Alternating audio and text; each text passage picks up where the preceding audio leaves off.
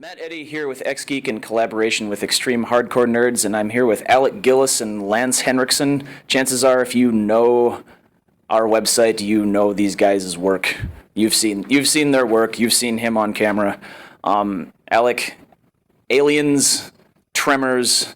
You did effects for Death Becomes Her. Love that movie. The Alien versus Predator series. You did you did, and you did the Santa Claus, like one of the suits for Santa Claus, right? Yep. Three of those Santa Claus movies, yeah.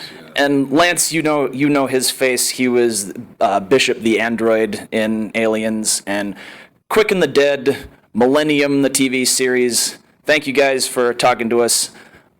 So I guess first off, and this applies to both of you, but I'm going to direct it to you. So practical effects. I think when people first saw Jurassic Park and saw that CGI Brachiosaurus, their minds were blown so hard, and that was the future of movies technology right there. But I think what a lot of people don't know is that it still had a lot of puppets and practical effects in it. You've made a career out of it. What is the elevator pitch for practical effects in the age of CGI? Well, you bring up Jurassic Park, and I think it's good that you do, because Jurassic Park had a balance of practical effects. Stan Winston's great animatronic robots and ILM's fantastic digital work. But Stan once broke it down with a stopwatch and came up with 11 minutes of practical work and 4 minutes of digital work in that film.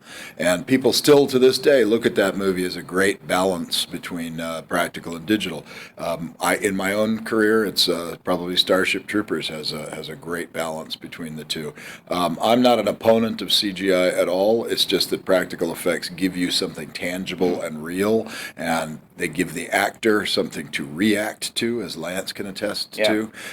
You have a character that's in the same light with the actor, in the same frame. It informs the way you make the film. And shoot it and it roots everything in reality. So wherever possible, we like to see the practical effects take the front seat and let the digital be the supporting technique. Lance, piggybacking off of that, for Aliens, where you guys both worked on the movie, you have a scene which is one of the most iconic sci-fi visual scenes in all of cinema, in which Bishop is like bisected.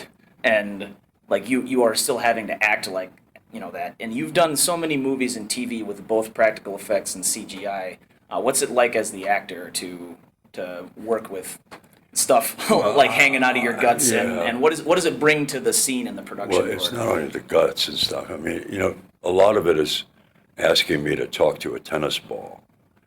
Or talk toward a tennis ball. Harder to act like that? No kidding. Yeah. I mean.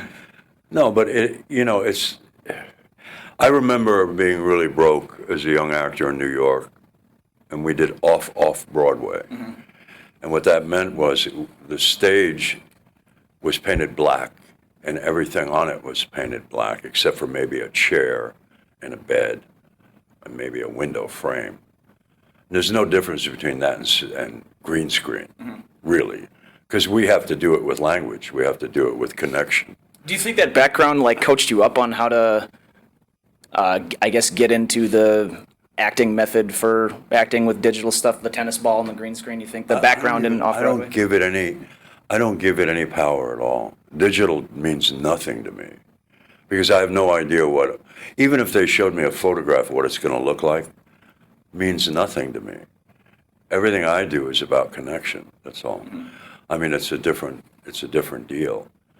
Practical effects are, this breakup between the two. I prefer real things in practical effects. I prefer it because it's artistic. It has been worked over and thought out, and by the time his work is being worked on in front of me, but I'm very familiar with it when it's done, and then we use it. I remember a lot of situations in Aliens that had to do with everything was practical. There was no CG. There was some rear projection stuff and a little of that, but not much else. So, and that thing holds up. It does. I don't think that CG movies hold up as well. They get at all. better. It's with CG, the effects start looking worse in comparison to the stuff that comes out that's new. Like really awesome, well done CGI holds up, but there's also stuff where you can definitely tell. See, you're that age. I mean, you're of that era. I'm an immigrant to this kind of technology. I could care less. Welcome to No, I hate it. No, don't invite me. No, I stay on my own. No. But you like it. I mean, a lot of young people do because it's so accessible. It's as accessible as a texting somebody. And that's an interesting point that you bring up, that the films from the 90s, when the digital revolution started, you look back at those digital effects and they look weird, whereas the things that were created practically, like the Queen Alien and Aliens, still looks as good today They as do. it did back They hold then. up. Yeah. And if you notice, I was down in Austin and they had a screening of Aliens, and the whole audience were doing the lines. They were Just so like in the connected theater, to the movie Yeah. that they all chose this section was going to be Hicks and Bishop and Sigourney, and they were all reciting the lines. It was Like Rocky hilarious. Horror. It was very funny. Yeah. It was cool because the movie has survived. It's not a boring ass movie that's outdated. Certainly not. No. And you know, in an age today where movies have 5,000-6,000 effect shots, there are 200, a little over 200 effect shots in Aliens. That's probably not including the suit performance shots, but I mean like visual effect shots, miniatures, composites. It's a minuscule amount of visual effect shots, but the story that's being told is so great and so It's powerful. vivid. It's really you feel like it's a bigger movie than it actually is. It's a, I mean, we were shooting at Pinewood, and they had rain on us in the set. Real. I mean, you can't digital rain. You can try. Yeah. It would, But like, it has you no needed to- effect. You need to like mat your hair down and stuff. I've even done movies where the guy said, "Well, Lance, we can't afford to have an armorer, so just point the gun and go, boom, like it's firing, and we'll put the flash in later." And I said, "All right, I want to make my point. I hired my own armorer to come over with a 45." By the way, that's super badass. Huh? That's super badass. Yeah. You brought your. I brought my own guy, and he was willing to do it for nothing to make the point. And the point is a visceral reaction to a gunshot. You can't go, oh. Yeah. It isn't that. It's more than that. It gets you right there, and that's what I mean about connection. I mean, you're either connecting or not. Let me pose this to you There's guys. a lot of shitty actors out there, by the way. Wait, what? A lot. No. Oh yeah, they whisper, Yeah. they make faces. Yeah. And they look cute, and they do their little thing. But that's to me like CG. I mean, they're pandering to something they can't even see. That's my opinion. No, that's legit. That's why that's why we want to talk to you guys. So let me pose this to you. This convention and conventions like this, you show up here and there's all these fans who love your work and are super into it, and they all costume and make their own props. And it occurred to me that like That's all practical effects. yeah, you guys are the Hollywood professional Hall of Famer version of what this is. So how do you feel like they connect with you? What's it like coming to a convention where you see all these people who are doing, especially what you have done, making props and effects and stuff, and they just want to learn from you?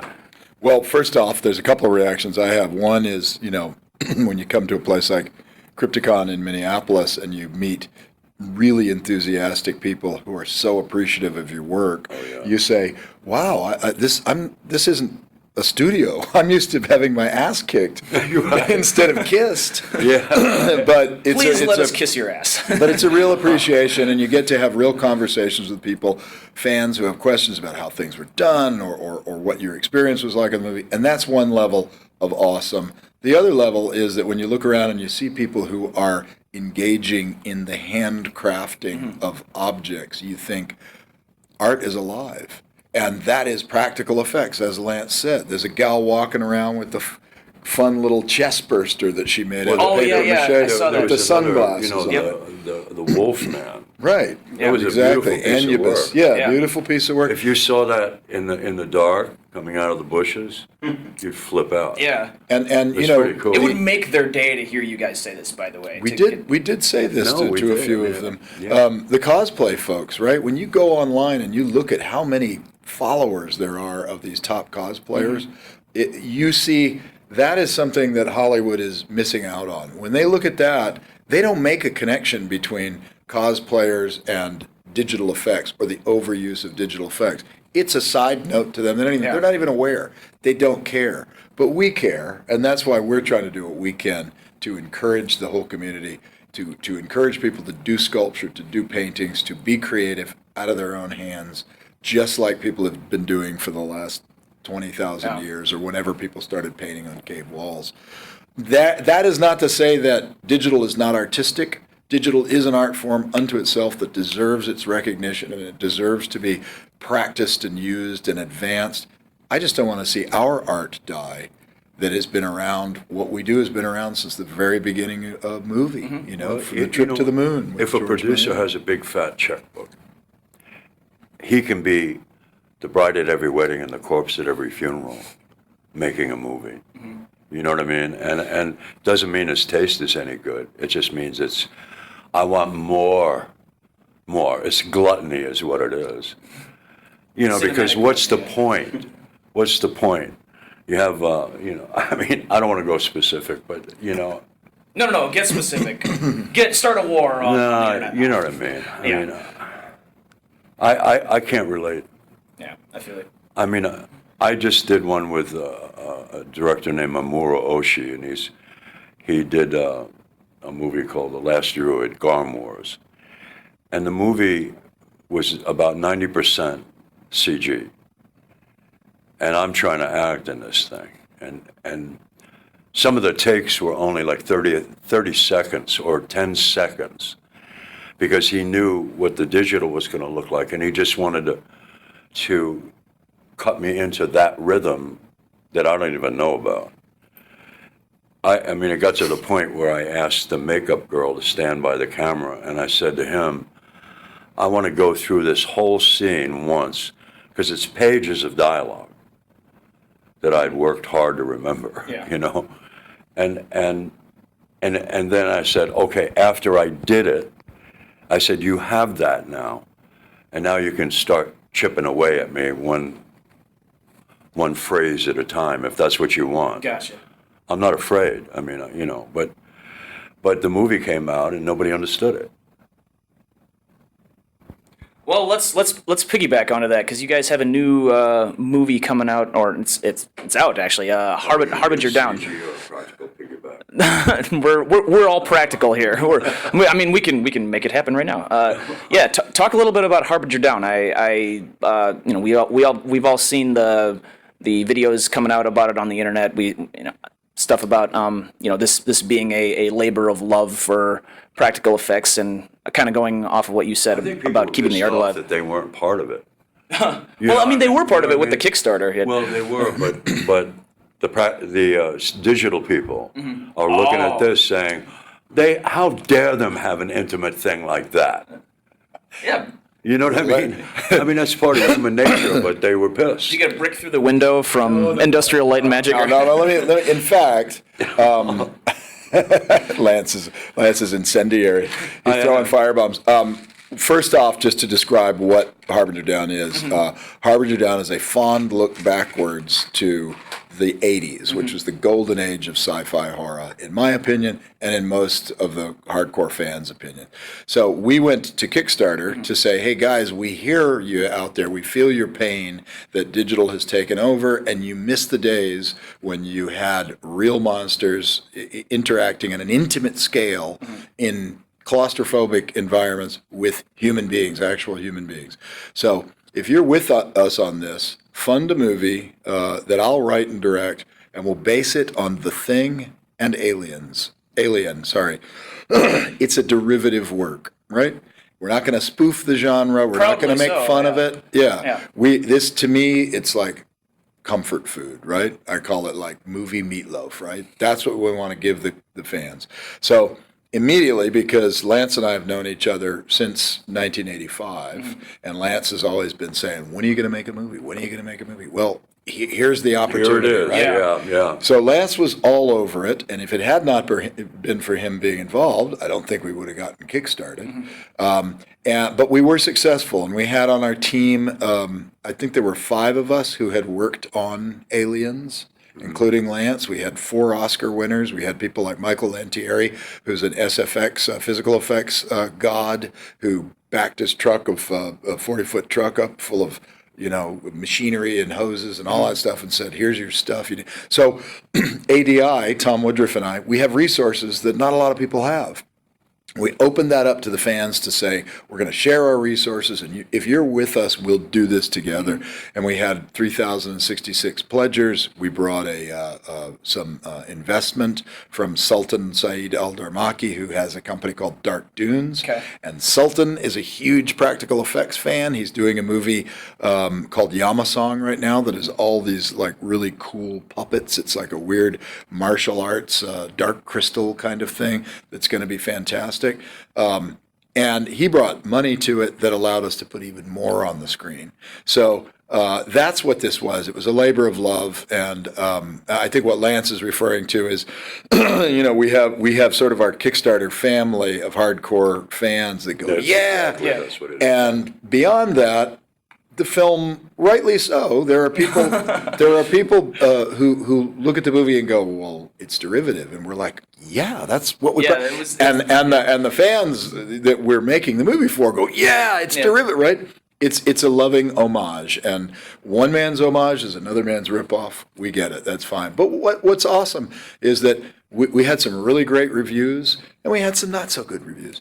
But now, as Lance said, all the negativity is sort of falling aside, and people are starting to see it. A cult film. They're starting to see it, and they're realizing, oh, okay, I get it, right? But we don't make a cult film. The fans do. It's not up to us. That's to a do very it. good point. Yeah. No one sets out to make a cult. No. I mean, Near Dark has become that. Yeah. Certain movies I've done, and we've all done, have become that. Pumpkinhead. And it's the fans doing it, not us. But what we had to do while we were making the movie is just absolutely have, first of all, be ready to work. And the other part is it's got to come alive. We wanted it to be alive. That's all we cared about. And we were ready to do it, and mechanically ready. Everybody devoted themselves to it. What more can you ask for? I mean, if you got 10 people in a room with computers doing digital shit, the worst that's going to happen is you're going to hear the guy working next to you fart.